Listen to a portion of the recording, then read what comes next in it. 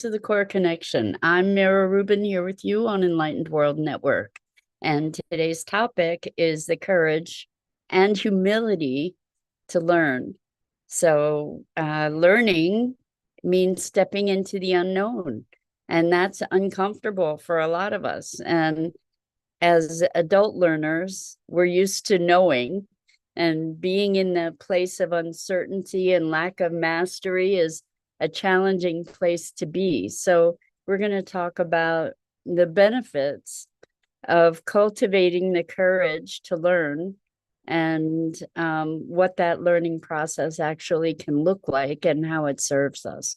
But before we get started, let's take a minute or two. Good morning, loved by God. Loved by God says blessing and gratitude. So good to have you here with us this morning. So we're just going to take a couple minutes to get present, and then we'll start talking about the courage to learn. So let's just start by taking a deep breath in through your nose and hold it. And imagine clean, crisp oxygen flooding your lungs, flowing into your bloodstream, nourishing all your cells, all your organs, bringing vital life energy to your body and being. And as you exhale, exhale any tension, stress, negativity, fatigue. And now let's take another deep breath in through your nose and hold it.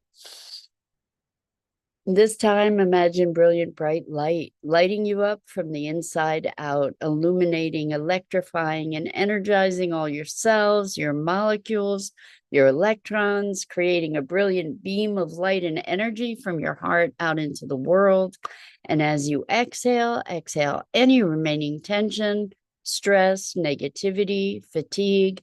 And now let's press our palms together, vigorously rub your hands together to feel the friction, the temperature, the pressure, the motion, the tickling and tingling when you stop, and allow all those sensations to bring you present right here, right now, into this remarkable physical form that enables us to experience life. Welcome, welcome, welcome, and good morning, Rosalind. So good to have you joining us this morning, and everybody else who's with us. So let's talk about learning. I had an Adobe software training center for 18 years. Then I taught a lot of adult learners, mostly adult learners. And adult learners are a category of their own, because we have fragile egos, right? We're used to knowing. And in the process of learning something, there's a lot of awkwardness on the way to mastery. There's a lot of tripping and falling, a lot of stumbling and scraped knees on the way to becoming adept with new knowledge. And there's a certain courage that it takes to be willing to embrace the unknown and try to dance with it, right? That it takes courage and it takes humility to get over ourselves, to be willing to fail our way forward. So I want to talk first about sort of the 4 stages of learning. I know I've spoken about this recently, but I think it's an important thing to recognize, and to be looking at where the discomfort arises. And one of the reasons that I'm talking about this is because we're living in a world that is changing so rapidly, with new technologies emerging all the time, new challenges, new things to learn all the time. Like, just look at AI. There's so much to learn about AI to be able to optimize it, to be able to utilize it in our lives in a way that is impactful. So as, not to get left behind partly, but also to forward our vision for whatever it is we're trying to create in the world. We can partner with AI. It's a phenomenal tool if we know how to use it. but it necessitates learning. And if we're trying to reach a broader audience, if we have something to share in the world that we want to get across, there's learning that's involved in that. You know, for example, one of the things I am looking to do is set up a couple different communities, one for sustainability now, like an online community. And there's software or platforms that I need to learn. So this whole idea, there's always something to learn, and learning how to learn is probably one of our greatest skills that we can cultivate, because if we learn how to learn, then the world opens us up to us. So let's talk about what the stages of learning are. And one way to look at it is that there are 4 stages. Okay, so the first stage is you don't know what you don't know, right? Like with AI, I have no clue what it's about. And so I don't know the details of what's even available. I mean, I'm that's not entirely true for me anymore, because I've invested a bunch of time in getting exposure to some of this. So I'm kind of in the second phase, which is you know what you don't know. In other words, you can recognize that there's this world of information that you don't know.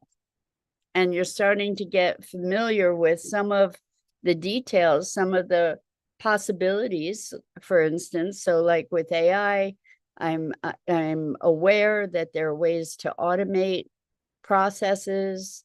I don't know how to do it. I know that there are all kinds of softwares to use and different programs that you can create videos that are automated. You can create avatars of yourself. You can create clones of your own voice. And some of this stuff is kind of freaky in and of itself. That's a whole other discussion. But I'm starting to become aware of these things that are possible, but I don't know how to do it yet. And so then the next stage is where you start gaining some skill. So after practicing with some of these platforms and feeling my way around, then I'll be able to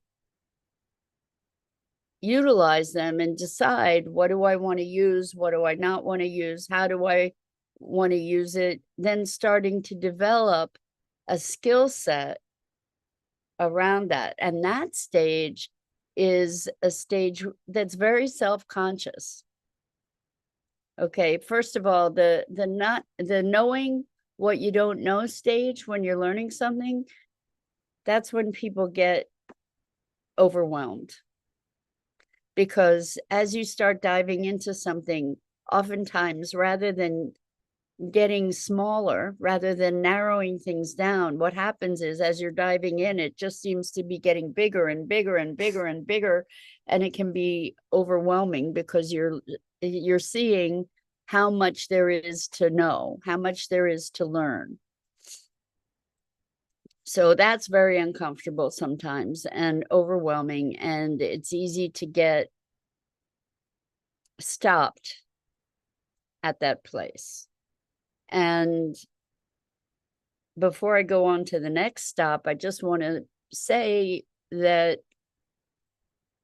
it's important in the process of these steps of learning how to learn that we do self-care, that we monitor our being state in order to be able to optimize the opportunity that the learning presents to us. So in these states of overwhelm, what's happening typically is that we have an impatience. Like, I should be able to do this. I've been trying to figure this out for however long, and I should be able to do this. And why is it taking so long? And I'm never going to figure this out. And we give ourselves all these messages. And so being prepared to recognize that that's likely to happen, that kind of self-talk or that kind of experience, we want to be prepared with a way to mitigate that, to say, you know what, this takes time. It's a generative process. Let's relax the expectations. Let's allow ourselves the time that we need to actually absorb this and to practice it and to understand it, and that we can see it as self-care. We're nurturing our brain, we're nurturing our being, we're giving ourselves an opportunity to actually be building new neural networks in our brains. That's what happens when we learn. So we're creating greater brain health. And the frustration is because we put an expectation, or we just feel like, I've tried this 16 different ways and it's still not working. I don't know what's wrong. And there's frustration. Sometimes we need mentorship. Sometimes we need help in the course of learning. The thing that we get to cultivate to become good learners is curiosity and patience and humility, willingness to reach out for help. So not necessarily traits that we cultivate all the time. So that's the knowing what we don't know stage. And then we're moving into the knowing what we know, meaning I know what to do, but it's not yet integrated. I don't really have mastery of it. It's kind of like, let me try and remember what are the steps to do this, or let me practice that movement, right? We're creating new neural pathways. We're creating new patterns, and it takes time and it takes practice. And again, as adults, we're kind of used to being able to do what we are able to do. And we don't typically have to think about how to walk when we're walking. And therefore,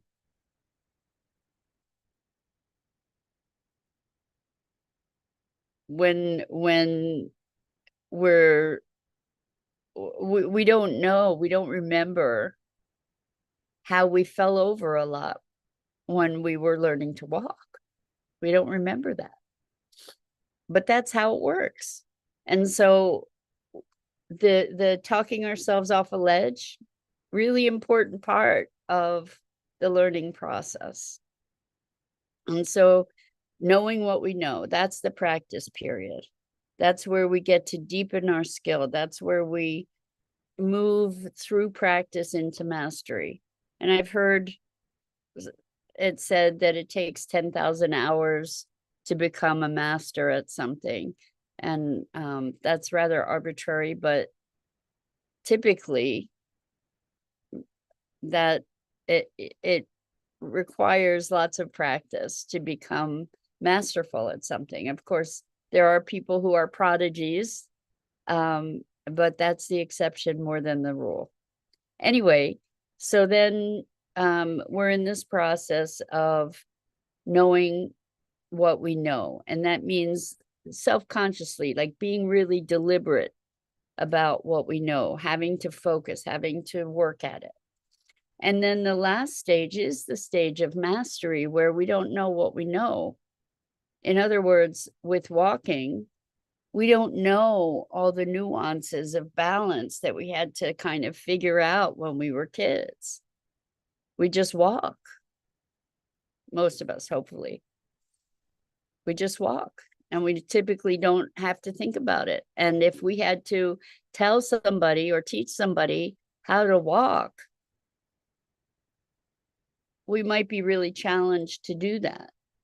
Or to teach somebody or explain to somebody how to ride a bike, because that's something we actually have to feel into, right? We have to experience the balance and the coordination of the pedals and the balance and our weight on the handlebars. And it's funny because I learned how to ride a bike when I was a kid, but I got an electric bike, and I'm having to learn how to ride that electric bike. I'm having to learn a whole new thing around balance and the weight of the bike and its little nuances around the gears, and I can say that it was really intimidating. Well, it wasn't intimidating. I felt intimidated by the whole thing, and I needed to willfully choose to recognize that I was feeling intimidated, to give myself grace, to be patient, and to just allow myself to say, okay, you're going to need some practice. It's going to take some time, and that's okay. You don't have to get on there and just be fine from the very start. So, to be able to get secure with it, to be able to feel like, yeah, I can maneuver this thing, rather than like now I've gotten to the stage where I know what I know kind of thing, and I'm practicing it so that it becomes more and more natural. So it's important.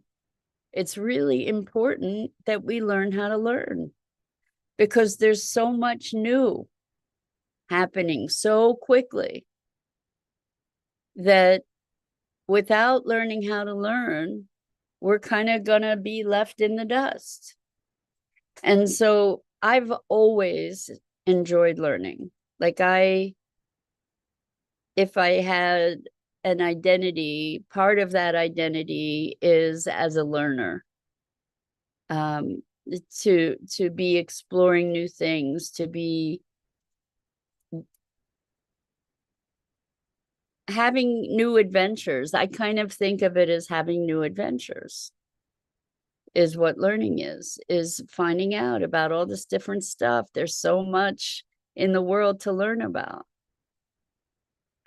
So for me, and I tend to believe this, if you stop learning, you start dying, right? Learning keeps us young. Learning keeps us alive. When there's nothing left to learn, or we perceive that there's nothing left to learn, that's kind of starting to shut the windows and the doors and close down the building, as far as I can tell. So I wonder what it would be if we were to cultivate this idea of ourselves as learners. Like we're to be open to what's new information that can forward us, that can support us, that can nurture us. Where can we cultivate curiosity? I believe that I don't have valid data to provide around this, but I believe that one of the things that is recommended for people that are older to be able to keep their brains active and engaged is to learn a new language, learn new skills, because our brains have the capability to be generating. We didn't used to believe this. When I was growing up, people believed that you only had so many brain cells and that was it for a lifetime, and that as they started deteriorating, so too went your mind. But more current science has shown that we're capable of generating new neural pathways. And people who have had brain injuries have, in many cases, generated new pathways to be able to accomplish similar brain functions that that had been disabled by the injury. So we have this remarkable capacity, and learning is healthy. Learning is healthy because it's keeping us vital and alive. It's connecting us also to the greater world. And I wonder that a lot of people have a stigma around learning because of traumatic experiences in school. And the thing about school is it's not necessarily about learning how to learn. In many cases, it's about learning stuff that we don't relate to. It's about being able to regurgitate information rather than learning how to learn. So if you have ideas about school, and so many of us have had traumatic experiences with school, I encourage you to not allow those difficult experiences to color your view of learning, or to color your idea of who you are as a learner. Because school is structured in a very particular way that doesn't really work well for lots of people who are, and this is a great buzzword lately, neurodivergent, right? Lots of us have different learning styles, and learning in the context of a classroom where we're being fed information in a certain way, and we have to comply with certain rules and certain codes of behavior within a classroom, doesn't necessarily support all of us in the way that we actually learn. So we're learning all the time, one way or another. We can just be conscious or not about it. So much like so many other things in life, right? We are having experiences all the time, and we're integrating and we're collating information all the time, but we don't necessarily curate what we're learning.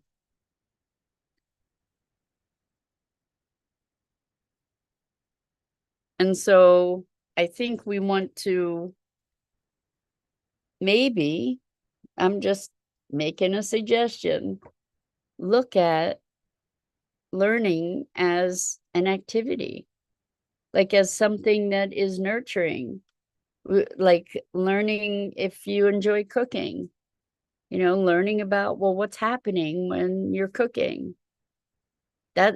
Cooking has been a wonderful arena for me to explore learning, because I've tried all different diets due to my health. I guess that's pushed me into different